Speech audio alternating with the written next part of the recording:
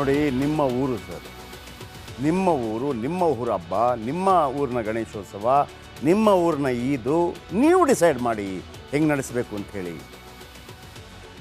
ದೂರದಿಂದ ಯಾರಾದರೂ ಬರಬೇಕಾ ನಿಮಗೆ?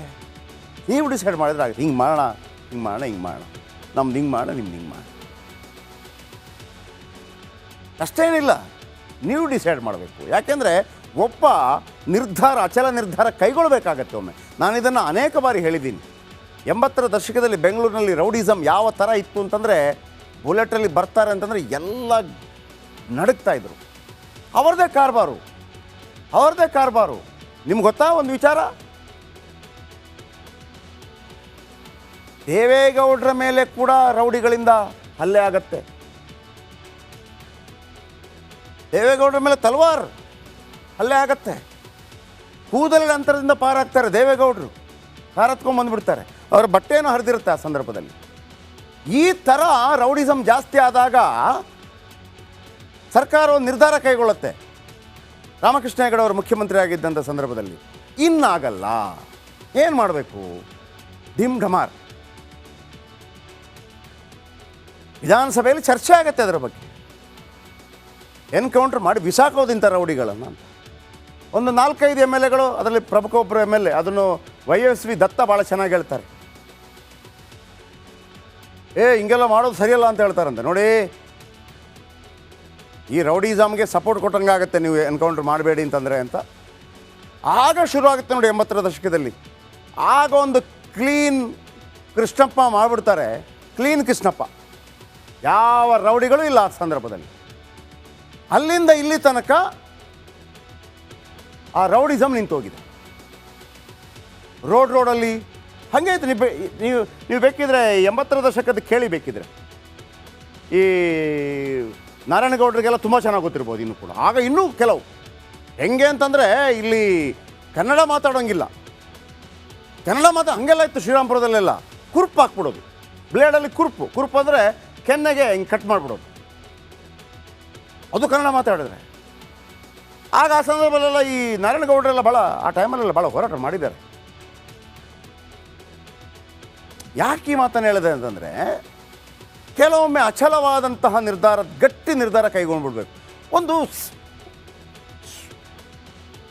ಸ್ವಸ್ಥ ಸಮಾಜದಲ್ಲಿ ಕಾನೂನಿನ ಭಯ ಇರಬೇಕು. ನಾನು ನಿಯತ್ತಾಗಿ ಕೆಲಸಕ್ಕೆ ಹೋಗ್ತೀನಿ, ನಿಯತ್ತಾಗಿ ಕೆಲಸಕ್ಕೆ ಬರ್ತಾ ಇದ್ದೀನಿ, ಸರ್ಕಾರದ್ದು ಏನು ಕಾನೂನು ಕಟ್ಟಳೆಗಳಿದೆ ಪಾಲಿಸ್ತಾ ಇದ್ದೀನಿ, ತೆರಿಗೆ ಕಟ್ತಾ ಇದ್ದೀನಿ ಅನ್ನೋನಿಗೆ ಒಂದೇ ಒಂದು ಚೂರು ಭಯ ಬರಬಾರ್ದು. ಏನಾಗ್ಬಿಡುತ್ತೋ ಬರಬಾರ್ದು. ಆ ಭಯವಿಲ್ಲದ ವಾತಾವರಣ ನಿರ್ಮಾಣ ಮಾಡುವಂಥ ಜವಾಬ್ದಾರಿ ಕೂತಿರುವಂತಹ ಮುಖ್ಯಮಂತ್ರಿಗಳಿಗೆ ಅಥವಾ ಸರ್ಕಾರಕ್ಕೆ. ಈಗ ಉತ್ತರ ಪ್ರದೇಶದಲ್ಲಿ ಬುಲ್ಡೋಸರ್ ಆಗುತ್ತಲ್ಲ, ಅದು ಜೀವನ ಪೂರ್ತಿ ಆಗುತ್ತೆ ಅಂತಲ್ಲ, ಒಮ್ಮೆ ಮಾಡಿಬಿಟ್ರೆ ಒಂದು 20-25 ವರ್ಷ ಕ್ಲೀನ್ ಆಗಿರುತ್ತೆ. ರಾಮಕೃಷ್ಣ ಹೆಗಡೆ ಸರ್ಕಾರದ ಸಂದರ್ಭದಲ್ಲಿ ಆದಂಥ ಎನ್ಕೌಂಟ್ರಿಂದಾಗಿ ನೋಡಿ 50 ವರ್ಷಗಳ ತನಕ ಆ ಒಂದು ಭಯ ಇಲ್ಲ. ರೋಡಲ್ಲಿ ಹೋಗೋ ರೌಡಿಗಳ ಭಯ ಇದೆಯಾ? ಹೆಣ್ಮಕ್ಳು ಹೋಗ್ತಾ ಕೇಳಿ, ಬೇಕಿದ್ರೆ ನೀವು 80ರ ದಶಕದ ಕಥೆಗಳನ್ನು ನಾನು ಬೇಕಿದ್ರೆ ಕೆಲವು ಪೊಲೀಸ್ ಆಫೀಸರ್ ಹತ್ರ ಕೇಳಿಸಿ ಮಾತ್ರ ಹೇಳಿಸ್ತೀನಿ. ಇಂಥದ್ದೇ ಘಟನೆ ಉತ್ತರ ಪ್ರದೇಶದಲ್ಲಿ ನಡೆದಿದ್ರೆ ಏನಾಗ್ತಾ ಇತ್ತು? ಯೋಗಿ ಸರ್ಕಾರ ಬುಲ್ಡೋಸರ್ ಪ್ರಯೋಗ ಮಾಡ್ತಾ ಇತ್ತು. ಬುಲ್ಡೋಸರ್ ಹೊಡೆತಕ್ಕೆ ಕಲ್ಲೆಸೆಯೋ ಧೈರ್ಯ ಬರಲ್ಲ, ಎತ್ತುವ ಧೈರ್ಯ ಬರಬಾರ್ದು. ಹೆಂಗೆ ಕಾಶ್ಮೀರದಲ್ಲಿ ಕಲ್ಲೆತ್ತುವ ಧೈರ್ಯ ಹೋಗ್ಬಿಡ್ತು?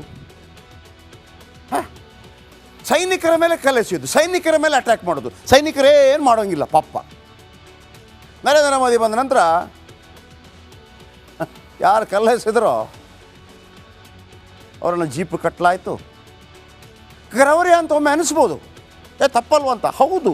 ಆದರೆ ಮುಳ್ಳನ್ನು ಮುಳ್ಳಿಂದಲೇ ತೆಗಿಬೇಕಾಗತ್ತೆ, ಅದನ್ನು ನಿರಂತರವಾಗಿ ಮಾಡಿ ಅಂತ ಅಲ್ಲ.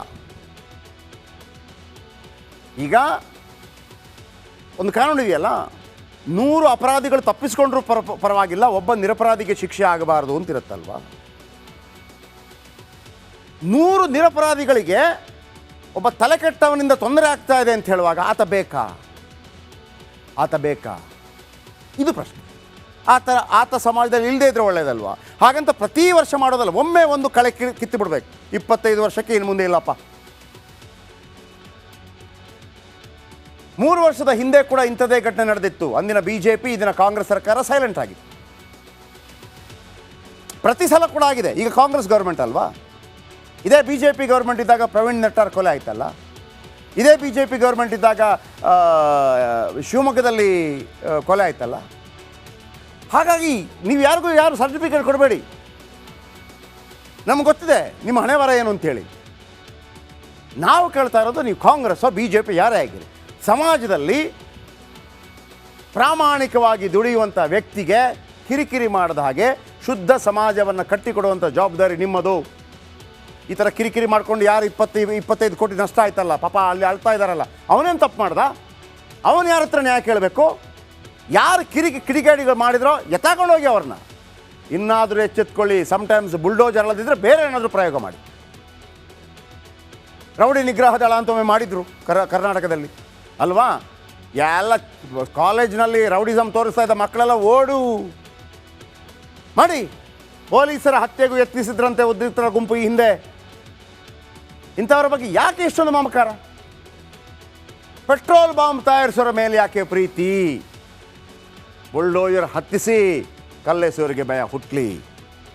ಒಮ್ಮೆ ಸ್ವಚ್ಛ ಭಾರತ ಅಭಿಯಾನ ಆದರೆ, ಸ್ವಚ್ಛ ಕರ್ನಾಟಕ ಅಭಿಯಾನ ಆದರೆ ಮುಂದಿನ 50 ವರ್ಷಗಳ ಕಾಲ ನೆಮ್ಮದಿಯಾಗಿರ್ಬೋದು. 50 ವರ್ಷಗಳ ನಂತರ ಈಗ ನೋಡಿ 80ರಲ್ಲಿ ಆಯ್ತಲ್ಲ, 90, 2000, 2010, 2000, 45 ವರ್ಷ ಆಯಿತು.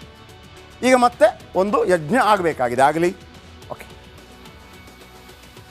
ನೋಡಿ, ದುಃಖ ಆಗೋದು ಯಾರೋ ಇಟ್ಟ ಬೆಂಕಿಗೆ ಇನ್ಯಾರೋ ಕಣ್ಣೀರಾಗ್ತಾ ಇದ್ದಾರೆ. ಹೌದು, ಕೆಲವು ಅಮಾಯಕರು ಕೂಡ ಬಂಧನ ಆಗತ್ತೆ. ಯಾಕಾಗತ್ತೆ ಹೇಳಿ? ಯಾವನಿಗೂ ಕೂಡ ಬೇಡಪ್ಪ ನಾಳೆ ಪೊಲೀಸರ ಕಾಟ ಯಾವನಿಗೆ ಬೇಕು ಅಂತ ಭಯ ಇದ್ದಿದ್ದರೆ ಒಬ್ಬನು ಹೊರಗೆ ಬರ್ತಾ ಇರಲಿಲ್ಲ. ಈ ಹೆಣ್ಣುಮಕ್ಕಳು, ಈ ತಾಯಂದಿರು ತಮ್ಮ ಮಕ್ಕಳಿಗಾಗಿ ಅಲ್ಲಿ ಹುಡುಕಿ, ನೀವು ಅಲ್ಲಿ ಹಿಂದೂ ಯಾರಿದ್ದಾರೆ, ಮುಸ್ಲಿಂ ಯಾರಿದ್ದಾರೆ ಹುಡುಕಿ. ಎಲ್ಲ ಆ ಕಡೆನೂ ಪೆಟ್ಟು, ಈ ಕಡೆನೂ ಪೆಟ್ಟು. ರಾಜಕಾರಣಿಗಳು ಬಂದು ಇಲ್ಲ ಇವ್ರದ್ದು ಕರೆಕ್ಟು, ಇಲ್ಲ ಇವ್ರದ್ದು ಕರೆಕ್ಟು ಅಂತ ಪಾಠ ಹೇಳಿಸ್ಕೋಬೇಕಾ ನಾವು?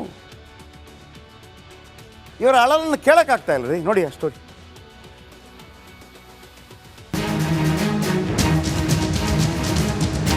ಅವನ ಮನೇಲಿ ಇದೇ ತರ ಅವನ ಮಕ್ಳು ಹೇಳ್ಕೊಂಡೋಗಿದ್ರೆ ಬೀದಿ ಒಳಗೆ ಅವನ ಮಕ್ಕಳನ್ನ ಹೇಳ್ಕೊಂಡೋಗಿದ್ರೆ ಅವ್ನು ಸುಮ್ಮನೆ ಇರ್ತಿದ್ನ? ತಂದೆ ತಿರ್ಕೊಂಡವ್ರೆ. ನನ್ನ ತಾಯಿಗೆ ಧೈರ್ಯ ಹೇಳ್ಕೊಳ್ಳ, ನಮ್ಮ ಅತ್ತೆಯವರು ಅವ್ರಿಗೆ ಧೈರ್ಯ ಇಲ್ಲ, ನಮ್ಮ ಅಕ್ಕಂದಿರು ನೋಡ್ಕೊಳ್ಳ, ನನ್ನ ಮಕ್ಕಳನ್ನೇ ನನ್ನ ಸಾಕ್ಲ. ಹೇಳಿ ಸರ್, ನಾನು ಯಾರನ್ನು ನೋಡ್ಕೊಳ್ಳಿ ಹೇಳಿ? ಸ್ಟೇಷನ್ ಬಾಕ್ಲು ಹಚ್ಚಿದ್ದೀವಿ ಅಂದ್ರೆ ನಮ್ಗೆ ಎಷ್ಟು ಹೊಟ್ಟೆ ಸರ್. ಅವ್ನು ಹುಷಾರಿಲ್ಲ ಸರ್, ನಿನ್ನೆ ಬೆಳಗ್ಗೆ ಸಿದ್ದೋಗಿದ್ರು ಸರ್. ಅವ್ನು ಯಾರು ಸುದ್ದಿಗೂ ಹೋಗಲ್ಲ, ಅವನು ಒಬ್ಬರು ಸುದ್ದಿಗೂ ಹೋಗಲ್ಲ. ಅವನು ಹುಟ್ಟವ್ರು ಇವತ್ತು ನಮಗೆ. ಇವತ್ತು ಅವ್ರ ಮಾವ ಸತ್ತೋಗಿದ್ದಾರೆ, ಇವತ್ತು ನಮ್ಮ ಚಿಕ್ಕಪ್ಪ ಸತ್ತೋಗಿದ್ದಾರೆ. ಅವ್ರು ನೋಡೋಕ್ಕೆ ಅವ್ರ ಆ ಸ್ಥಿತಿಲಿ ಬರಬೇಕು ಅಂದ್ರೆ ನಮ್ಗೆ ಎಷ್ಟು ಹೊಟ್ಟೆವ್ರು ಇತ್ತಲ್ರಿ. ಹೇಳಿದ್ರಲ್ಲ, ಒಬ್ಬೊಬ್ಬರದ್ದು ಒಂದೊಂದು ಕತೆ. ಯಾರೋ ಮಾಡಿ ತಪ್ಪಿಗೆ ಇನ್ಯಾರೋ ಬಲಿಪಶು. ನಾಗಮಂಗಲ ಗಲಭೆ ಈ ಕುಟುಂಬಗಳನ್ನ ಕಣ್ಣೀರಲ್ಲಿ ಕೈ ತೊಳೆಯುವಂತೆ ಮಾಡಿದೆ. ಇನ್ನು ಗಲಭೆ ಪ್ರಕರಣದಲ್ಲಿ ನಾಗಮಂಗಲದ ಕಿರಣ್ನ A1 ಆರೋಪಿಯಾಗಿ ಮಾಡಲಾಗಿದೆ. ಆದರೆ ತಮ್ಮ ಮಗ ಗಲಾಟೆಗೆ ಹೋಗಿಲ್ಲ, ಯಾರೋ ಮಾಡಿದ ಕೆಲಸಕ್ಕೆ ನನ್ನ ಮಗ ಬಲಿಪಶು ಮಾಡಲಾಗಿದೆ. MLA ತನ್ನ ಮಗನಿಗೆ ಹೀಗೆ ಮಾಡ್ತಾ ಇದ್ರ ಅಂತ ಪ್ರಶ್ನೆ ಮಾಡಿದ್ದಾರೆ. ನಮ್ಮೂರಲ್ಲಿ ನಮ್ಮ ಮಕ್ಕಳು ಯಾವ ಕಾರಣಕ್ಕೂ ತಪ್ಪು ಮಾಡಿಲ್ಲ. ನಮ್ಮೂರು ಹುಡುಗರುಗಳು ಅವ್ರದ್ದು ಯಾವುದಕ್ಕೂ 25 ವರ್ಷದಿಂದ ಗಣಪತಿ ಕುಂಡ್ರಿಸಿ ಒಂದ್ ದಿವಸ ಕಿರ್ಕಾಗಿಲ್ಲ. ಇವತ್ತು ಕಿರ್ಕಾಗ್ಬೇಕು ಅಂದ್ರೆ ಇವರು MLAಗಳೇ ಕಾರಣ. ಬದ್ರಿಕೊಪ್ಲು ನಿವಾಸಿ ದಿವಾಕರ್ನನ್ನ ಗಲಭೆ ಪ್ರಕರಣದಲ್ಲಿ ಪೊಲೀಸರು ಬಂಧಿಸಿದ್ದಾರೆ. ಅಳಿಯನ ಬಂಧನದ ಕೊರಗಲ್ಲಿ ದಿವಾಕರ್ ಮಾವ ಮೃತಪಟ್ಟಿದ್ದು ಕುಟುಂಬಸ್ಥರ ಆಕ್ರಂದನ ಮುಗಿಲು ಮುಟ್ಟಿದೆ. ಮಾಡದ ತಪ್ಪಿಗೆ ಗಂಡ ಜೈಲಿಗೆ, ಮತ್ತೊಂದೆಡೆ ತಂದೆ ಸಾವು. ಪುಟ್ಟ ಕಂದಮ್ಮಗಳೊಂದಿಗೆ ದಿವಾಕರ್ ಪತ್ನಿ ಕಣ್ಣೀರ್ ಹಾಕ್ತಾನೆ. ನ್ಯಾಯ ಕೊಡಿ ಅಂತ ಗೋಳಾಡ್ತಾ ಇದ್ದಾರೆ. ಯಾರು ನನ್ನ ತಂದೆ ಅಂತ ನನಗೆ ಆಗಿರೋ ಲಾಸ್ ಯಾರು ತುಂಬಿಕೊಡ್ತಾರೆ? ನನಗೆ ಯಾವ ಏಜ್ ಆಯಿತು? ನನ್ನ ತಂದೆ ಇಲ್ವಲ್ಲ ನನಗೆ. ನನ್ನ ಮಗ 1 ವರ್ಷದ ಮಗ ಸರ್, ಅಪ್ಪ ಅಂತ ಹುಡುಕ್ತೈತೆ. ನಾನು ಯಾರನ್ನ ಅಂತ ಹತ್ರ ಹೇಳೋಣ? ರೂಮಲ್ಲೆಲ್ಲ ತಡಕ್ತಾ ಇರ್ತಾರೆ ಹತ್ರ ಹೋಗಿ. ಅದು ಹಸುಗೂಸು ಸರ್, ನೋಡಿ ಅಲ್ಲಿದೆ ನೋಡಿ, ನೀವು ಸುಳ್ಳೆಲ್ಲ ತೋರಿಸಿ ಸರ್. ಗಲಭೆ ಪ್ರಕರಣದ 15ನೇ ಆರೋಪಿ ದಿವಾಕರ್ ಮಾವ ಮೃತಪಟ್ಟ ಹಿನ್ನೆಲೆ ಕುಟುಂಬಸ್ಥರ ಮನವಿಯನ್ನು ಪುರಸ್ಕರಿಸಿದ ನಾಗಮಂಗಲ ಹಿರಿಯ ಸಿವಿಲ್ ಕೋರ್ಟ್ ಮೈಸೂರಿನ ಕ್ಯಾರಮಾರನಹಳ್ಳಿಗೆ ನಡೆಯಲಿರುವ ಅಂತ್ಯಕ್ರಿಯೆಗೆ ಭಾಗಿಯಾಗುವುದಕ್ಕೆ ಅನುಮತಿ ಕೊಟ್ಟಿದೆ. ಆನಂದ್ ಹಾಗೂ ನಾಗೇಂದ್ರ ಬಾಬು, ರಿಪಬ್ಲಿಕ್ ಕನ್ನಡ, ಮಂಡ್ಯ. ಗಲಾಟೆ ಆಗಿದೆ, ಕೆಲವರು ಬೆಂಕಿ ಹಚ್ಚಿದ್ದಾರೆ, ಗಲಾಟೆ ಮಾಡಿದರೆ. ಎಸ್, ಆ ಸಂದರ್ಭದಲ್ಲಿ ಪೊಲೀಸರು ಅವತ್ತೇ ಅಲರ್ಟ್ ಆಗಿದ್ದರೆ ಪ್ರಾಬ್ಲಮ್ ಆಗ್ತಾ ಇರಲಿಲ್ಲ. ಯಾರು ಸಮಾಜದ ಶಾಂತಿ ಕದಡ್ತಾರೆ ಅಲ್ಲಿ ಹಿಂದೂನು ನೋಡಬೇಡಿ, ಮುಸ್ಲಿಮು ನೋಡಬೇಡಿ. ಆದರೆ ಆಚರಣೆಗಳಿಗೆ ಅವಕಾಶ ಕೊಡುವಂಥ ಜವಾಬ್ದಾರಿ ಕೂಡ ಪೊಲೀಸರಿಗೆ ಇದೆ. ಈಗೇನು ಮಾಡ್ತೀರಿ? ನಿಮಗೆ ಕೈ ತಪ್ಪಿ ಹೋಗಿದೆ, ಅಮಾಯಕರನ್ನು ತರ್ತೀರಿ. ಅಮಾಯಕರು ಇದ್ದಾರೆ, ಇಲ್ಲ ಅಂತಲ್ಲ. ಅದರ ಒಂದು ಪ್ರಶ್ನೆ ನನಗೆ ಉದ್ಭವ ಆಗೋದು, ರಾಜಕಾರಣಿಗಳು ಮಾತಾಡ್ತಾರಲ್ಲ, ಇಲ್ಲ ಅವ್ರು ಮಾಡಿಲ್ಲ ಇವ್ರು ಮಾಡಿಲ್ಲ ಅಂಥೇಳಿ. ಈ ದೇಶ 1947ರಲ್ಲಿ ಇಬ್ಬಾಗವಾಗಿದ್ದು ಯಾವ ಕಾರಣಕ್ಕಾಗಿ? ಯಾವ ಕಾರಣಕ್ಕಾಗಿ? ನಿನಗೆ ಸಕ್ಕರೆ ಜಾಸ್ತಿ ಕೊಡು, ನಿನಗೆ ಅಕ್ಕಿ ಜಾಸ್ತಿ ಕೊಡು, ಆ ಕಾರಣಕ್ಕಾಗಿ ಅಲ್ಲ. ನಾವು 4 ಮಕ್ಕಳು ಬೇರೆ, ನೀನು 4 ಮಕ್ಕಳು ಬೇರೆ ಅಂತ ಅಲ್ಲ. ಹಿಂದೂಗಳು ಬೇರೆ, ಮುಸ್ಲಿಮರು ಬೇರೆ ಅನ್ನೋ ಕಾರಣಕ್ಕಾಗಿಯೇ ಧರ್ಮಾಧಾರಿತವಾಗಿಯೇ ಆಗಿದ್ದು. ಯಾರಾದರೂ ಇಲ್ಲ ಅಂತ ಹೇಳ್ತೀರಾ? ಮುಸ್ಲಿಮರಿಗೆ ಪ್ರತ್ಯೇಕ ರಾಷ್ಟ್ರ ಬೇಕು ಅಂತ ಆಗಿದ್ದು ಪಾಕಿಸ್ತಾನ. ಮುಸ್ಲಿಮರಿಗೆ ಪ್ರತ್ಯೇಕ ರಾಷ್ಟ್ರ ಅಂತಂದರೆ ಇದೇನಾಗಿದ್ರೆ ಹಿಂದೂ ರಾಷ್ಟ್ರ ಅಲ್ವಾ? ಆಯಿತು, ಭಾರತೀಯರು ಹಿಂದೂ ರಾಷ್ಟ್ರವಾಗಿದ್ದರೂ ಕೂಡ ಯಾರೆಲ್ಲ ಮುಸ್ಲಿಮರು ಇಲ್ಲಿ ಇರ್ಬೋದು, ಯಾರೆಲ್ಲ ಇಲ್ಲಿ ಇರೋದಕ್ಕೆ ಬಯಸ್ತೀರಿ ಅಂಥೇಳಿ ಹೇಳ್ತು ವಿಶಾಲ ಮನೋಭಾವದಿಂದ. ಹಾಗಿದ್ದಾಗ ಮತ್ತು ಬದಲಾವಣೆ ಕೂಡ ಮಾಡ್ಕೊತು ಜಾತ್ಯತೀತ ರಾಷ್ಟ್ರ ಅಂತೇಳಿ. ಆಗಲೂ ಇರಲಿಪ್ಪ. 47ರಲ್ಲಿ ಭಾರತ ಮತ್ತು ಪಾಕಿಸ್ತಾನ ಅಂತ ಧರ್ಮಾಧಾರಿತವಾಗಿ ವಿಭಜನೆ ಆದ ನಂತರ ಭಾರತದಲ್ಲಿ ಗಣೇಶೋತ್ಸವವನ್ನು, ಶಾರದೋತ್ಸವವನ್ನು, ಯಾವುದೇ ಹಿಂದೂ ರಾಷ್ಟ್ರೀಯ ಹಬ್ಬವನ್ನು, ಹಿಂದೂ ಹಬ್ಬವನ್ನು ಆಚರಿಸೋದಕ್ಕೆ ಯಾರಪ್ಪಣೆ ಬೇಕ್ರಿ? ಬನ್ನಿ ಪ್ರಶ್ನೆ ಮಾಡ್ತೀನಿ. ಭಾರತದಲ್ಲಿ ಹಿಂದೂ ಆಚರಣೆ ಮಾಡೋ ತಪ್ಪಾಗಿದ್ರೆ ಜಾತ್ಯತೀತ ರಾಷ್ಟ್ರ ಭಾರತ, ಎಲ್ಲರೂ ಎಲ್ಲ ಹಬ್ಬಗಳನ್ನು ಆಚರಣೆ ಮಾಡಬಹುದು. ಆದರೆ ಇಬ್ಬಾಗಾಗಿದ್ದು ಆ ಕಾರಣಕ್ಕಾಗಿ ಅಲ್ಲ. ದೇವರ ಮೇಲೆ ಚಪ್ಪಲಿಸಿದಂಥ ಅನೇಕ ಘಟನೆಗಳು ನಡೆದಿದೆ. ಗಣೇಶ ಮೂರ್ತಿಗೆ ಕಲ್ಲೆಸೆಯೋ ಧೈರ್ಯ ಹೆಂಗೆ ಬಂತು? ನಾಗಮಂಗಲದಲ್ಲಿ ಮಾತ್ರ ಇಂಥ ಘಟನೆ ನಡೆದಿಲ್ಲ. ಭಾರತದ ವಿವಿಧ ಭಾಗದಲ್ಲಿ ಗಣೇಶೋತ್ಸವಕ್ಕೆ ಅಡ್ಡಿಯಾಗತ್ತೆ. ಲಖನೌದಲ್ಲಿ ಗಣೇಶೋತ್ಸವ ಮೆರವಣಿಗೆಗೆ ಅಡ್ಡಿಯಾಗತ್ತೆ. ಕೋಮು ಸೌಹಾರ್ದತೆ ಕೆಡಿಸೋ ಘೋಷಣೆ ಕೂಗಳಾಗತ್ತೆ. ಮಧ್ಯಪ್ರದೇಶ ರತ್ನಾಂನಲ್ಲೂ ಕೋಮು ಗಲಭೆ ನಡೆಯಿತು. ಸೂರತ್ನ ಗಣೇಶ ಪೆಂಡಾಲ್ ಮೇಲೆ ಕಲ್ಲು ತೂರಾಟ ಆಗುತ್ತೆ. ಮೂರ್ತಿಗೆ ಕಲ್ಲೆಸೆದು ಭಗ್ನಗೊಳಿಸಲಾಗಿದೆ. ಸೂರತ್ನಲ್ಲಿ ಯಾರು ನಿತ್ಯ 10 ಮೂರ್ತಿಗೆ ಕಲ್ಲೆಸೆಯಲು ಪ್ಲ್ಯಾನ್ ಮಾಡುತ್ತೆ. ಸೂರತ್ನಲ್ಲಿ 3 ತಿಂಗಳಿಂದ ಕಲ್ಲೆಸೆಯಲು ಪ್ಲ್ಯಾನ್ ಮಾಡಿದ್ರಂತೆ. ಇವರು ಕಲ್ಲೆಸೆಯೋಕೆ ಬಳಸಿದ್ದು ಅಪ್ರಾಪ್ತ ಬಾಲಕರನ್ನು. ಇದನ್ನು ಯಾರು ಪ್ರಶ್ನೆ ಮಾಡಲ್ಲ, ಯಾರು ಪ್ರಶ್ನೆ ಮಾಡಲ್ಲ. ನೋಡಿ, ನಾಗಮಂಗಲದ ವಿಚಾರವನ್ನು ಪೊಲೀಸರು ಅಲರ್ಟ್ ಆಗಿದ್ದಿದ್ರೆ ಯಾರೊಬ್ಬನಿಗೂ ಕೆಮ್ಮು ಧೈರ್ಯ ಕೂಡ